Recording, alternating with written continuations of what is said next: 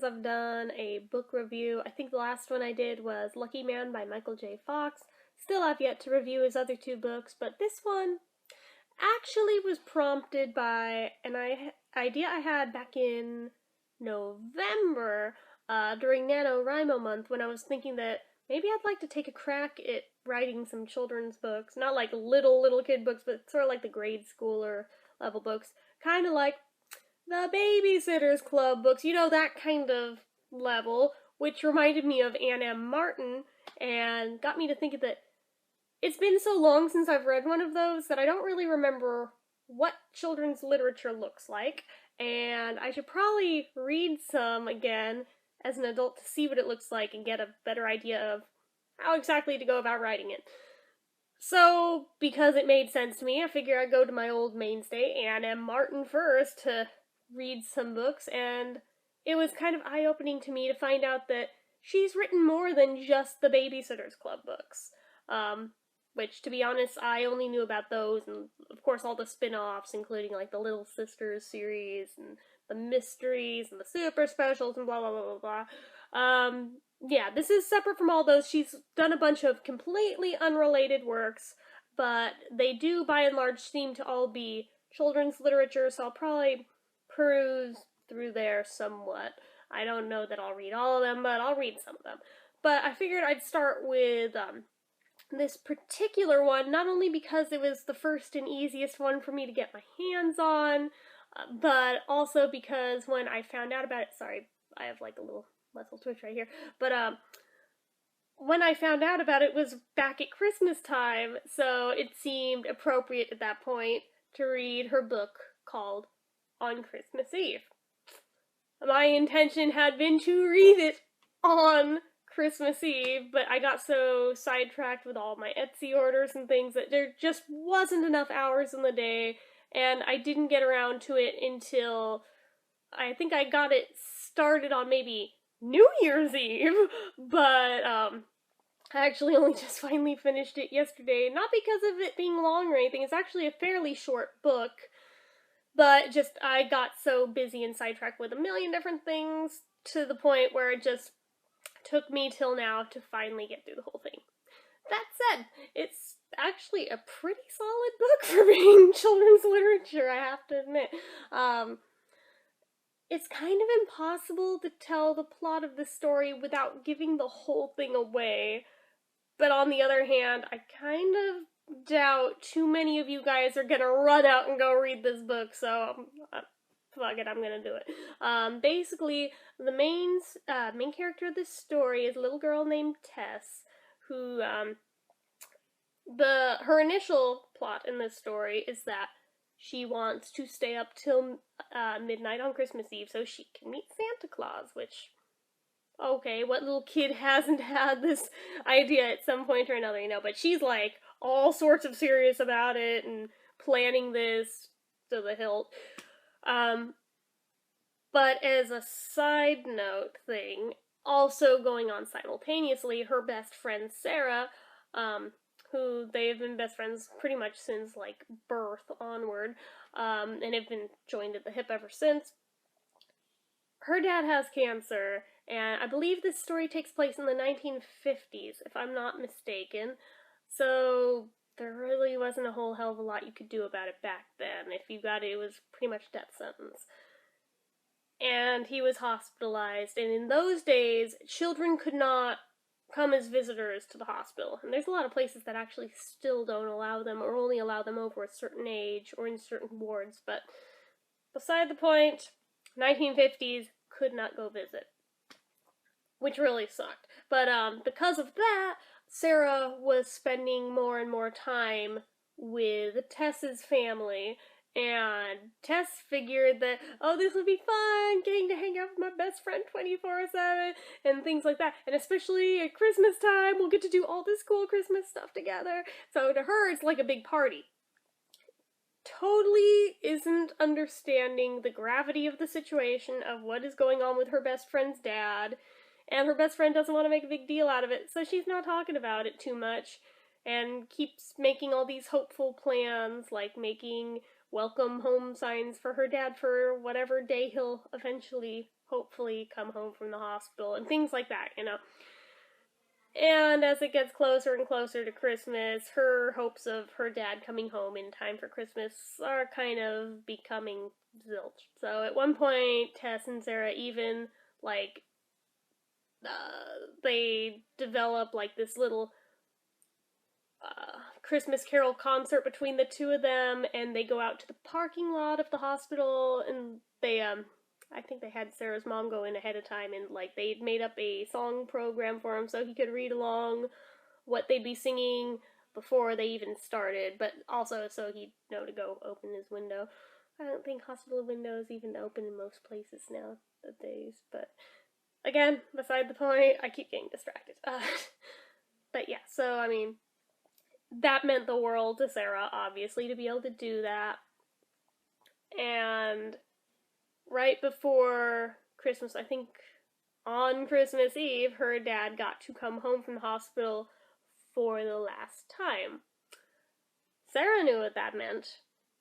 Tess did not, and figured that, oh good, that means he must be getting better, because that means he's done with hospitals now, right? And yeah, it's not until New Year's Eve when Sarah's mom is saying that instead of spending New Year's Eve together like the two families always have in the past, that they just want to have it together at home so they can spend New Year's Eve together because they don't believe they'll be spending next New Year's Eve together. And I think that's when it starts to click for Tess that he's not getting better.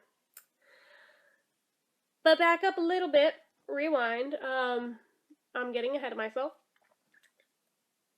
Let's go to Christmas Eve. Tess does indeed stay up till midnight so she can meet Santa.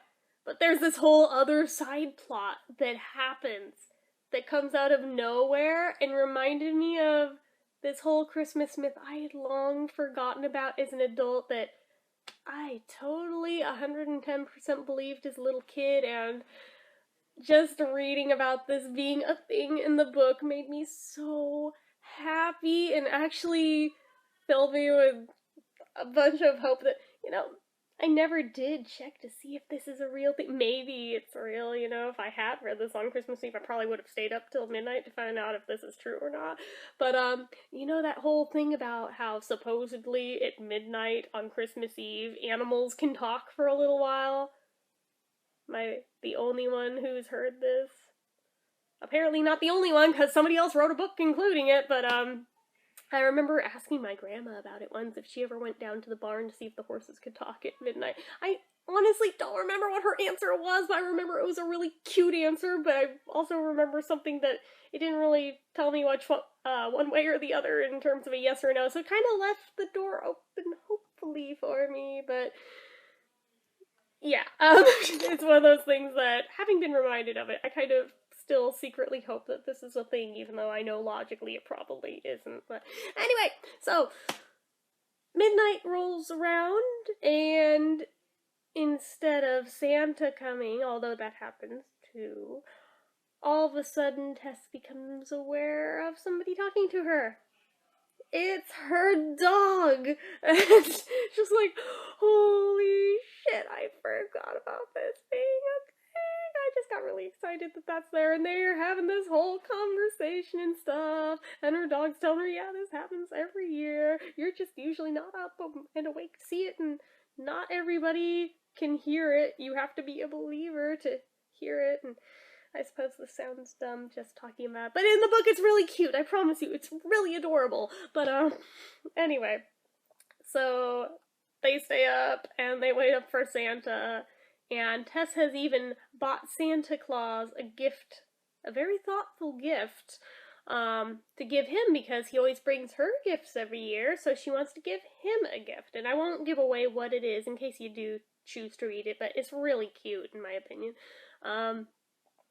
So there's that.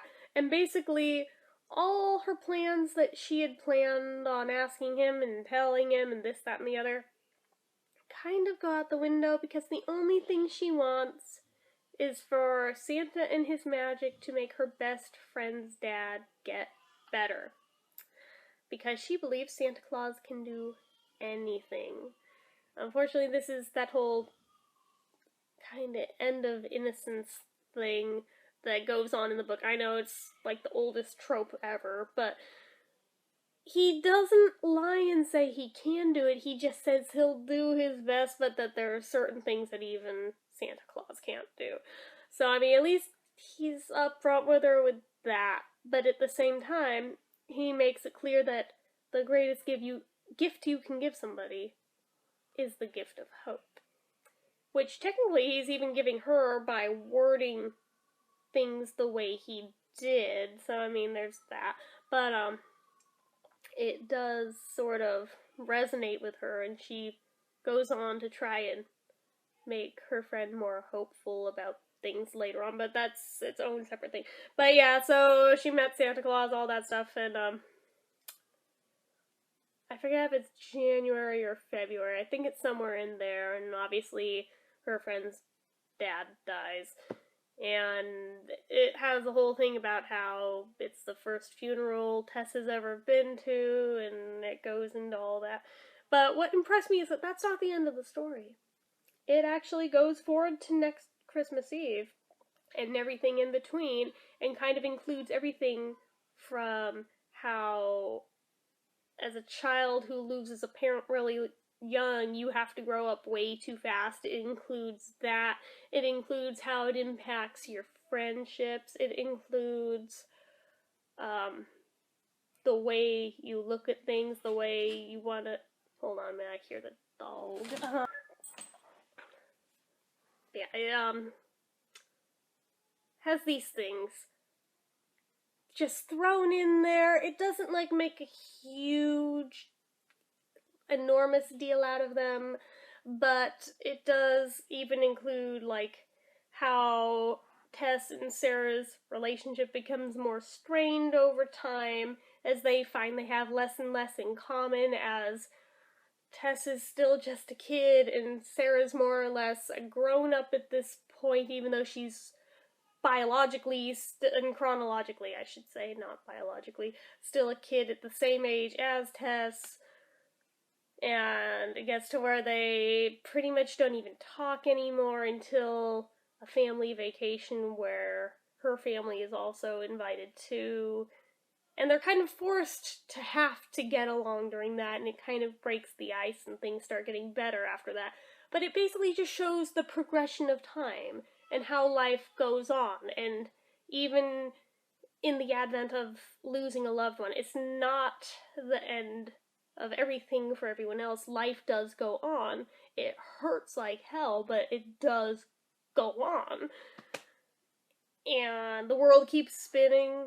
Everyone else is still going to do their thing. It has all that in it, which, I mean, I feel like that's pretty huge for a children's book, without at the same time focusing everything on a really dark place. I mean, it's there and you know it's there because they mention it happened, but at the same time they don't dwell specifically on the dark parts, which I feel like it was very masterfully done to do it in the way that it was written.